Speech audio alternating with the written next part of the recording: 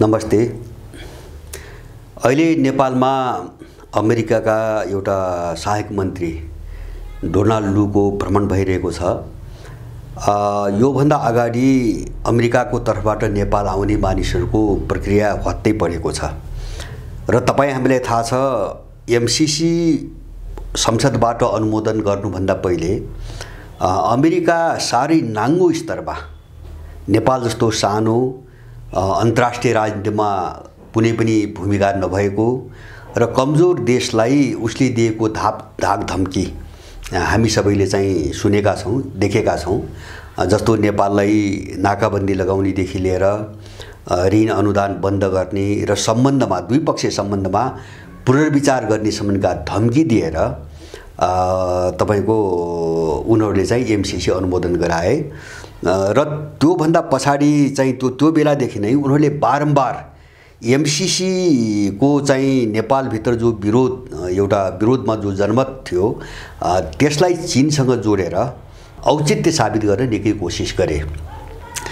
र अहिले पछिल्लो कालमा एमसीसी पारित भइसकेपछि त्यसको लगत्तै एसपीपी सम्झौता जो भित्र पहिलेदेखि नै गरिएको थियो, लुकाइएको थियो, त्यसलाई चाहिँ प्रधानमन्त्री स्तरबाट चाहिँ हस्ताक्षर गर्ने भनेर एउटा देउबाको अमेरिका भ्रमणको चाहिँ भित्र चाँजोपाँचो पनि मिलाइयो। अब त्यो तुहियो, अहिले औपचारिक रूपमा त्यो चाहिँ तुहियो। तर चाहिँ परराष्ट्र मन्त्रीको चाहिँ तपाईको हिजोको मात्रै बयान हेर्ने हो भने एमसीसीमा सामेल नेपाल नहुने भनेर खबर त पठाएको कुरो उनले गरे, तत्र पत्र देखाउन मिल्दैन भनी उनले जवाब दिए। पनि एउटा परराष्ट्र मन्त्रीले एउटा विदेशीहरूलाई पठाएको पत्र, जुन पत्र परराष्ट्र मन्त्रालयको वेबसाइटमा राखिनुपर्ने हो, सबै देशमा राखिन्छ, त्यो जानकारी गराइन्छ, तर यहाँका अब चाहिँ यिनी निम्छरा दलालहरूले सरकारको तर्फबाट पठाएको पत्र पनि देखाउन मिल्दैन भन्ने निकृष्ट भाषा प्रयोग गरिरहेका छन् र अब त्यो भाषा जसरी प्रयोग गरिएको छ त्यो हेर्दाखेरि तपाईको एसपीपी सम्झौता जो चाहिँ लागू नगर्ने भनिएको थियो त्यो एकदमै रकमी जनआक्रोशलाई चाहिँ तपाईको साम्य पार्ने, नेपालको जनआक्रोशलाई, र त्यसपछि अलिकति अन्तर्राष्ट्रिय शक्तिहरू जो अमेरिकासँग चाहिँ तपाईको एउटा प्रतिस्पर्धा गरिरहेका छन् उनबाट बस्ने एउटा जालसाजी बाहेक केही पनि होइन। भित्र अर्को कुनै रूपमा त्यसलाई जारी राख्ने यिनी बीचमा सहमति भएको कुरा स्पष्ट रूपमा तपाईको बुझ्न सकिन्छ। मैले अब यो अमेरिकनहरूको यो धाक धम्कीसँग एउटा कुरा मात्रै आज जोड्न खोजेको, यही बीचमा जस्तो अहिले शेरबहादुर देउबा अथवा पुष्पकमल दाहाल, माधव नेपालहरूका बीचमा एउटा गठबन्धन छ अलि पहिलेदेखि, चुनावभन्दा अगाडिदेखि, र यो गठबन्धन केही समय अगाडि अझै पनि जाने सम्भावना छ उनीहरूको दाबी हेर्दा। त यो गठबन्धन के हो र यो किन जरुरी भयो हैन? जस्तो अहिले सरसट्टि बाहिर हेर्दाखेरि के देखिन्छ भन्छ भने सबै काम शेरबहादुरले गरे जस्तो, एउटा शेरबहादुरले मनपरी किसिमले गरे जस्तो एउटा मनसाय राखेर जोगिने कोसिसमा चाहिँ प्रचण्ड र चाहिँ माधव नेपाल लागिरहेका छन्। जस्तो एमसीसी अनुमोदनमा त्यही देखियो, एसपीपीमा त्यही देखियो, अथवा चाहिँ अब अहिले चाहिँ ठ्याक्कै चाहिँ नेपालभित्र अमेरिकनहरू आएर जति पनि चाहिँ चीनका विरुद्धमा चाहिँ गतिविधि गर्छन् अथवा नेपालका विरुद्धमा जति पनि गतिविधि गर्छन् अथवा चाहिँ एउटा कूटनीतिक मर्यादा बाहिर गएर अरू देशका विरुद्धमा जो गतिविधि गर्छन् यो सबैलाई चाहिँ तपाईको नदेखे चाहिँ गरेर माधव नेपाल र प्रचण्ड बसिरहेका छन्।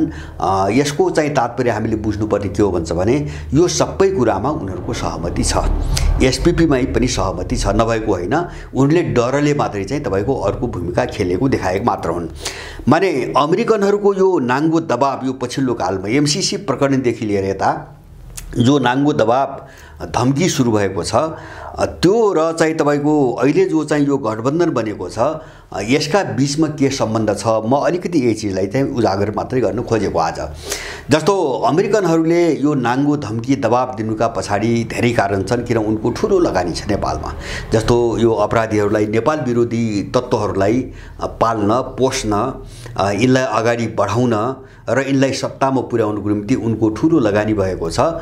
अब त्यो लगानीका बावजुद पनि उनीहरूको काम गर्नको निम्ति जस्तो खालको एउटा असजिलोपन पैदा भयो नेपालको राजनीतिमा, त्यसबाट उत्पन्न आक्रोश हो अमेरिकाको। किन भन्छ भने उनको भाषाले, धम्कीको भाषाले के भनिरहेको छ भन्छ भने हामीले सामान्य लगानी गरेका छैनौँ तिमीहरूमाथि, त्यसकारणले गर्दाखेरि अब यो चाहिँ हाम्रो काम नगर्ने हो भने यसको नतिजा राम्रो हुँदैन, हैन। उनले त्यस्तो सन्देश दिँदै आएका छन्। अब म यो चाहिँ तपाईको जस्तो अहिले बनिरहेको गठबन्धन कथित अग्रगमनलाई बचाउने नाममा, कथित लोकतान्त्रिक शासनलाई बचाउने नाममा जो यो पछिल्लो कालमा जुन गठबन्धनको एउटा तस्बिर देखा परिरहेको छ, यो तस्बिर र 2047 सालपछि नेपालमा हामीले चाहिँ हेर्दै आएका घटनाक्रमहरूको बिचमा के सम्बन्ध छ, म अलिकति चाहिँ तपाईको त्यसलाई उजागर गरिकन अमेरिकनहरूको आक्रोशका पछाडि के छ त्यो चीजलाई अलिकति चाहिँ व्याख्या गर्न चाहिँ विश्लेषण गर्न खोजिरहेको छु। जस्तो 47 सालपछि हामीले चाहिँ आजसम्मको दिनलाई 3टा चरणमा चाहिँ विभाजित गर्नुपर्छ, हैन। विशेष गरिकन अब हामीले चाहिँ अलिकति चाहिँ बुझ्ने कुरा के हो भने 47 साल यता हामीले बुझ्ने कुरा के हो भन्छ भने जब इन्डियनहरू काठमाडौँमा आएर राजाका विरुद्धमा सबै उठ पार्टीहरू चाहिँ एउटा मोर्चा बनाऊ, हामी साथ दिन तयार छौँ भनेर चाहिँ आएर अपिल गरे र त्यही अपिलको आधारमा चाहिँ तपाईको अब एउटा वाम मोर्चा, कथित वाम मोर्चा र कांग्रेसको गठबन्धन भयो। त्यसपछि आन्दोलन भयो र चाहिँ एउटा चाहिँ बहुदलको घोषणा भयो 46 साल चैत्र 24 गते। र त्यहाँ इन्डियन मात्रै थिएनन्, त्यहाँ चाहिँ अमेरिकनहरूको पनि एउटा साझेदारी थियो, त्यो रणनीतिको साझेदारी थियो। म यो विषयलाई अलि विस्तृत रूपमा अर्को कुनै चाहिँ श्रृङ्खलामा यो कुरो उठाउने छु, त्यो साझेदारी के थियो भन्ने कुरा उठाउने छु। मैले आज मात्रै भन्न खोजेको के भन्छ भने 2000 बहुदल आइसकेपछि 2007 सालदेखि 2062 सालसम्म, हैन, यो इन्डो पश्चिमा शक्तिको नेपालमा जुन षड्यन्त्र भयो त्यो चाहिँ आफ्नो पक्षमा परिवेश निर्माण गर्ने एउटा चाहिँ रणनीतिसँग सम्बन्धित देखिन्छ, हैन। अथवा उनको अनुकूलको परिवेश कसरी बनाउने भन्ने चाहिँ तपाईको देखिन्छ। अब यो अर्को अनुकूल, आफ्नो अनुकूल परिवेश अनुकूल बनाउनको निम्ति उनीहरूले श्रृङ्खलाबद्ध रूपमा केही घटनाहरू घटाएका छन्। यसको विस्तृत चर्चा त अर्को कुनै उसमा गरौँला, तब म बुदागत रूपमा तिनको नाम मात्रै लिन चाहन्छु। जस्तो 47 सालमा बहुदल आएपछि, कांग्रेसको सत्ता बनेपछि त्यसले दुईवटा चाहिँ खतरनाक, तीनवटा खतरनाक कामहरू गर्यो। एउटा काम के गर्यो भन्छ भने त्यसले अर्थतन्त्र सबै बेच्यो, हैन। पञ्चायत कालमा राजाहरूले बनाएका राष्ट्रिय उद्योग धन्दा अब सबै बेचिदियो, नम्बर 1। दोस्रो कुरा, अब त्यही बेला नेपालमा पहिलोपटक वैदेशिक रोजगारको नीति सरकारी तहबाट विदेशमा मान्छे पठाउने एउटा नीति चाहिँ तपाईको अगाडि ल्याइयो, हैन। यो वैदेशिक रोजगारको नीति र अर्थतन्त्रको निजीकरणको नाममा जो चाहिँ तपाईको राष्ट्रिय उद्योगहरूको बिक्री भयो, यो दुईटा घटनाको बिचमा अभिन्न सम्बन्ध छ। किन एउटा घटनाबाट नेपाललाई टाट पल्टाइदिने, हैन, जस्तो अर्थतन्त्र चाहिँ समाप्त पारे, देशलाई कंगालीकरणको बाटोतिर धकेले। अब कंगालीकरण भएपछि बेरोजगारी बढ्छ, उनलाई थाहा नहुने कुरा भएन। त्यसपछि त्यो बेरोजगारी, जो बेरोजगार मान्छे हुन्छ त्यसलाई विदेश कसरी निकाल्ने भनेर उनले वैदेशिक रोजगारको नीति बनाए, हैन। जो अहिले हामीले देखिरहेका छौँ 80 लाख भन्दा बढी नेपाली चाहिँ आज विदेशमा छ, देशभित्र रोजगार पाइरहेको छैन। अब यहीसँग जोडिएको अर्को कांग्रेसको नेतृत्वमा सुरु के भयो भन्छ भने जो नेपालीहरूले एउटा त उत्पादन उनले धराशायी बनाए, उद्योग धन्दा समाप्त पारेर, र बाँकी रहेको नेपाली जनताले जो कर तिर्छन् त्यो करमाथि भ्रष्टाचार, संस्थागत भ्रष्टाचार सुरु गर्यो गिरिजाको पालादेखि, हैन। जस्तो त्यो त्यसपछि लगत्तै गिरिजाको कालदेखि लाउडा काण्ड, धमिजा काण्ड, चेजेर काण्ड, मल काण्ड, पजेरो काण्ड हुँदै अरबौं खरबौंको चाहिँ तपाईको भ्रष्टाचार नाङ्गो रूपमा भयो, हैन, नाङ्गो रूपमा भयो।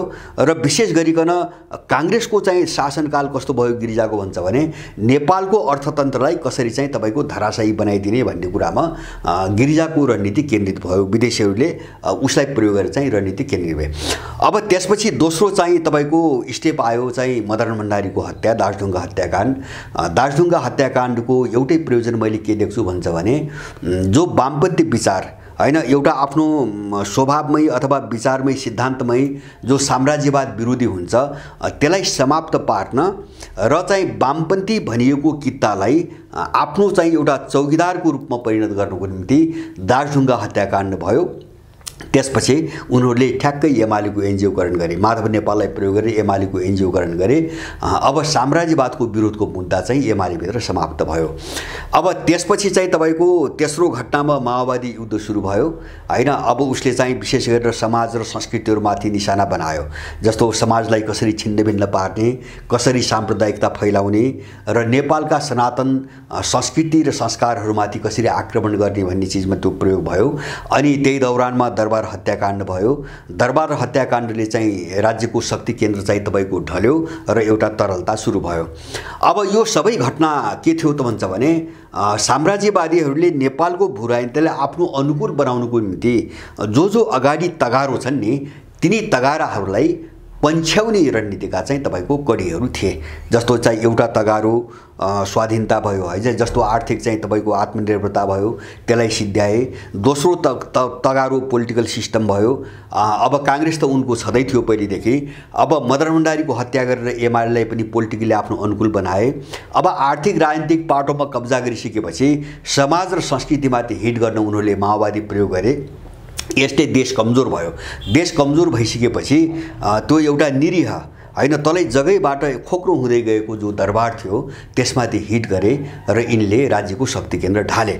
अब यो सबै घटनापछि 62 साल मङ्सिर 7 गते उनीहरूले इन्डियामा यिनी अपराधीहरूलाई बोलाएर चाहिँ 12 बुँदे समझदारी बनाए र यिनी सबैका हातमा आफ्ना एजेन्डा थमाए हैन। अब 12 बुँदे समझदारीले के देखायो भन्छ भने वास्तवमा 10 वर्षको युद्ध माओवादी र संसदवादीका बीचमा होइन, त्यो एउटा इन्डो पश्चिमा रणनीतिको निम्ति हैन, एउटा नेपालको एउटा भूगोललाई विस्फोटक, यहाँको परिवेशलाई विस्फोटक बनाएर मान्छेहरूको रगतबाट चाहिँ एउटा ऊर्जा उनीहरूले आफूले ऊर्जा प्राप्त गर्ने र कसरी चाहिँ नेपाललाई चाहिँ तपाईँको ठ्याक्कै एकदम कमजोर बनाइदिने भन्ने एउटा मिसनबाट त्यो लडाइएको थियो। आफ्नै दुई पात्रहरूलाई लडाइएको थियो, सञ्चालन एउटै शक्ति केन्द्रले गरेको थियो भन्ने कुरा 12 बुँदेमा आउँदा जसरी विदेशीहरूका कमन एजेन्डामा यिनीहरू झरे र यिनका आफ्ना कुनै पनि एजेन्डा रहेनन्, अहिले यो चिजले छरपष्ट पार्यो।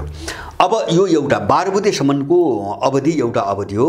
मैले त्यसलाई भने त्यो चाहिँ इन्डो पश्चिमा साम्राज्यवादले नेपालमा आफू अनुकूल परिवेश निर्माण गर्नुको निम्ति गराएका अपराधहरूको एउटा चाहिँ तपाईँको चरण हो। अब दोस्रो चरण कहाँ आयो भन्छ भने 12 बुँदे समझदारीमा यिनी सबै एक ठाउँमा ल्याइए अनि त्यसको आडमा चाहिँ तपाईँको के अरे आन्दोलनको चाहिँ नाटक भयो अनि चाहिँ 63 सालपछि यिनीहरू सत्तामा ल्याइए। त्यसपछिको चरण 12 बुँदे पछिको चरण भनेको यो चाहिँ अघिल्लो चरणमा जो परिवेश निर्माण गरे नि त्यसलाई संस्थागत गर्ने चाहिँ तपाईँको दोस्रो चरण सुरु भयो हैन।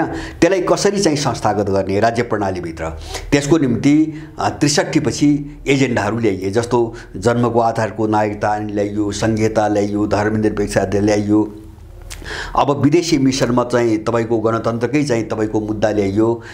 यी के थिए भन्छ भने अब नेपालको राज्य प्रणालीलाई ठ्याक्कै आफूले भने अनुसार प्रयोग गर्न सक्ने गरी ती मुद्दाहरूलाई स्थापित गर्न संस्थागत गर्नको निम्ति सुरु गरिएको एउटा कोर्स थियो र त्यो कोर्स के भयो भन्छ भने 2072 सालको संविधान जारी गर्दासम्म रह्यो। किन भन्छ भने अब संविधानमा उनका मुद्दालाई कसरी संस्थागत गर्ने भन्ने सवाल थियो हैन। अब त्यो उनीहरूले जति सके गरे। अब यो बीचमा चाहिँ तपाईको हामीले अब हेर्ने अर्को पाटो के हो भन्छ भने अब परिस्थिति त सबै उनले सोचे जस्तो त अगाडि त बढ्दैन हैन। अनि बिस्तारै के भयो त भन्छ भने नेपाल भित्रको अब यो सबै परिदृश्य हेर्दै जाँदा देख्दै जाँदा अनुभव गर्दै जाँदा नेपाल भित्रको आन्तरिक समीकरणमा पनि ठुलो परिवर्तन आउन थाल्यो हैन, आउन थाल्यो र त्यसपछि नेपाल भित्रको भूराजनीति भित्र अन्तर्राष्ट्रिय शक्ति सन्तुलनमा पनि परिवर्तन आउन थाल्यो हैन। जस्तो यो सबै खेल देखेर चिनियाहरू झस्के, अब चाहिँ तपाईको रसियनहरू झस्के, अब उनको गतिविधि बढ्न थाल्यो। त्यसले गर्दाखेरि हिजो चाहिँ इन्डो पश्चिमाहरूको जो मोनोपोली थियो नेपालको भूराजनीतिमा त्यसमा ब्रेक लाग्यो हैन। त्रिपक्षीय शक्ति सन्तुलन बन्न थाल्यो। नेपाल भित्र चाहिँ तपाईको नेपाली जनताहरू यिनको अपराध नाङ्गिँदै जाने क्रममा चाहिँ तपाईको यिनीहरूका विरुद्ध हुँदै गए हैन। अब यिनले बोकेका शक्तिहरूका विरुद्धमा खडा हुँदै गए। नेपाल भित्रको शक्ति समीकरण पनि बदलिन थाल्यो। अब यसले के गर्यो त भन्छ भने 72 सालको संविधानमा यिनले ठ्याक्कै नेपाललाई चाहिँ जहाँ पुर्याउनु खोजिरहेथे त्यो पूर्ण रूपमा सफल भएन। सफल भयो, संविधान जारी गरिसकेपछि धेरै कुराहरू उनले आफ्ना राखे, जस्तो मैले भने नागरिकता ऐन भयो, जो अहिले पनि निरन्तर उनीहरूले अगाडि बढाइरहेका छन्, संघीयता भयो, धर्म आदि इत्यादि धेरै मुद्दाहरू संस्थागत गरे। तर त्यो मात्रै पर्याप्त थिएन हैन, त्यो मात्रै पर्याप्त थिएन। जस्तो अब यति गरिसकेपछि के थियो भन्छ भने एमसीसी जस्ता एजेन्डाहरू थिए जो उनले लुकाएर राखेका थिए। अब एसपीपी जस्ता मुद्दाहरू थिए, यी जस्तो नागरिकता ऐन हामीले देखिरहेछौँ अहिले, यस्ता मुद्दाहरू धेरै पर्दाभित्र लुकाइएका थिए, जसलाई सहज ढङ्गले कार्यान्वयन गर्न चाहिँ तपाईको एउटा वातावरण बनाउन जरुरी थियो। अब ती सबै कुराहरू त्यो 72 सालको संविधानले सम्बोधन गरेन।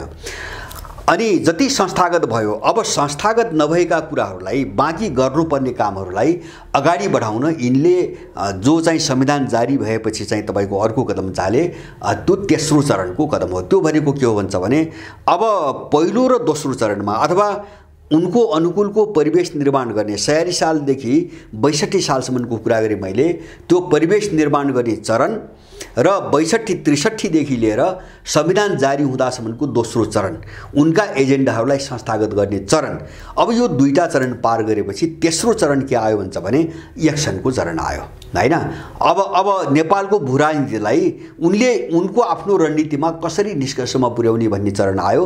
त्यसको निम्ति एमसीसी अगाडि सार्यो हैन, एसपीपी अगाडि सार्यो। तपाईँ हामीलाई थाहा छ अब यो दुवै सम्झौतामा तपाईको पुरै नेपाललाई चाहिँ अमेरिकनहरूको कन्ट्रोलमा लैजाने, नेपालमा अमेरिकन सेनाहरू चाहिँ तपाईको मार्च गर्नेदेखि लिएर धेरै अझै पनि अदृश्य कुराहरू, लुकेका कुराहरू धेरै अझै पनि छन्। अब अमेरिकनहरूको आक्रोश के हो भन्छ भने यिनीहरूलाई यति गरेर सत्तामा ल्याइसकेपछि हाम्रो काम किन नगर्ने भन्ने हो। उनको धम्की जो आयो नि, हाम्रो काम नगरेर तिमीलाई छुट्टी चाहिँ हामी दिँदैनौँ भन्ने जो धम्की हो। अब त्यो धम्कीपछि एमसीसी पारित भयो, एसपीपी पनि यिनले गरिसकेका छन् हैन। मैले भने पछिल्लो कालमा विश्वको जो शक्ति सन्तुलन उल्टिँदै गयो, अब त्यसको डरले यिनीहरू चाहिँ खुला रूपमा चाहिँ भन्न नसकेका मात्रै हुन्, अथवा अहिले पनि चाहिँ कुरो चपाएर त्यसलाई चाहिँ निरन्तर अगाडि बढाउने बाध्यतामा पनि उनीहरू छन्। खुलेआम त्यो हामी गर्छौँ भन्न नसक्ने बाध्यतामा पनि उनीहरू छन्, किन विश्वको राजनीति अर्को दिशातिर गयो। अब यो बीचमा अब यो चाहिँ यो रणनीति मैले भने तेस्रो जो चरण हो, यो चाहिँ तपाईको नेपालको भू राजनीतिमा अब चाहिँ विदेशीहरूले आफ्नो एक्सन प्लान कसरी अगाडि बढाउने हैन, तपाईको कार्यक्रम कसरी अगाडि बढाउने भन्ने चरण हो। अब यसको निम्ति उनीहरूले एउटा नयाँ खेल सुरु गरे। 62 सालको संविधान जारी भएपछि अब पहिलो कुरो त के भन्छ भने त्योभन्दा अगाडि, संविधान जारी गर्नुभन्दा अगाडि जुन मुद्दाको आधारमा यिनीहरू खेलाइएका थिए तीमध्ये केही मुद्दाहरू संविधानमा सामेल भए। त्यसकारणले त्यो एउटा च्याप्टर बन्द भयो र नयाँ परिस्थिति आयो। अब जति मुद्दाहरू सामेल हुन सकेनन्, अब त्यो दलभित्र जुन खालको एउटा गत्यावरोध अथवा खिचडी पनि आयो सबै दलभित्र, त्यसले अवरोध पार्यो। त्यसकारणले एउटा त परिस्थिति नयाँ भयो, अब नयाँ मुद्दा चाहिँ अगाडि बढाउनु पर्ने भयो। दोस्रो चाहिँ जो दलहरू भित्रे, अब ती दलहरूभित्र पनि गत्यावरोध आयो। जस्तो एउटाले एउटो भन्छ, त्यहाँभित्र पनि हरेक ग्याङ छन्, गुटहरू छन्, कोही इन्डियन छन्, कोही अमेरिकन छन्, कोही युरोपियन छन् हैन, अब कोही कसका छन्। अब त्यो असजिलोपन जो आयो नि, यसलाई तोड्नको निम्ति उनीहरूले दलहरूभित्र कसैलाई फोड्ने कसैलाई जोड्ने प्रक्रिया सुरु गरे, आफ्ना एजेन्डाहरूलाई लक्षित गरेर हैन। जस्तो चाहिँ तपाईको संविधान जारी हुने बित्तिकै माओवादीबाट बाबुराम निकालिए हैन, किन संविधान जारी भइसकेपछि उनीहरूले सँगै बस्दा उठाएका मोटामोटी एजेन्डाहरू आइसकेपछि अब बाबुराम र प्रचण्डलाई सँगै केको निम्ति राख्ने भन्ने कुरा आयो उनीहरूको। त्यसको औचित्य नरहेपछि उनले बाहिर निकाले। अब त्यसपछि अनि चाहिँ केपी ओली र प्रचण्डलाई जोडे, एमसीसीलाई लक्षित गरेर जोडे, त्यसले काम गरेन। अनि चाहिँ तपाईको शेरबहादुरसँग प्रचण्ड माधव नेपाललाई जोडे र एमसीसी अनुमोदन गरे। र अहिले चाहिँ तपाईको स्थिति के हो, मैले चाहिँ जोड्न खोजेको अन्तिममा कहाँ हो भन्छ भने जस्तो अहिले यो इन्डो पश्चिमा शक्तिहरूलाई के चाहिँ अनुभूति भयो भन्छ भने 12 बुँदे समझदारी गर्दाखेरि जुन अपराधीहरू जुन ग्याङहरू यिनले प्रयोग गरेका थिए 47 सालपछि तिनलाई फेरि एउटै ठाउँमा ल्याउनु पर्ने आवश्यकता महसुस गरे हैन।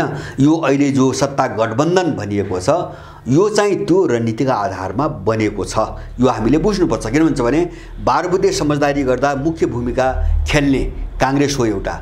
अहिले गिरिजाप्रसाद कोइराला छैनन्, त्यसको ठाउँमा शेरबहादुर छन् र पश्चिमाहरूको निम्ति गिरिजाभन्दा भरपर्दा छन्।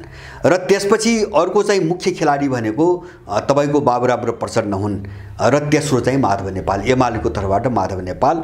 अब बाबुरामलाई अहिले सायद त्यही 12 बुँदे समझदारीको बेलाको गठबन्धन आवश्यकता महसुस गरेर बाबुरामलाई उपेन्द्र यादवबाट निकालेर फेरि चाहिँ प्रचण्डसँग जोडिँदैछ हैन।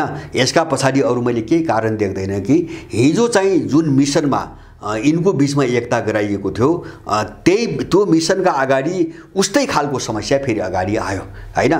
त्यसकारणले बाबुरामको रोललाई कसरी अगाडि बढाउने हैन, जस्तो उनले नयाँ शक्तिबाट पनि सकेनन्, उपेन्द्र यादवमा गएर पनि सकेनन्। त्यसकारणले उनलाई रोल प्ले गर्ने एउटा प्लेटफर्म, त्यस्तो खालको एउटा मञ्च उपलब्ध कसरी गराउने भन्ने रणनीति अन्तर्गत बाबुरामलाई चाहिँ त्यहाँभित्र पठाइदिएछ। र एउटा नाटक जस्तो 12 बुँदेमा एउटा नाटक के भन्छ भने संविधान सभाको चुनाव, राज्यको पुनर्संरचना।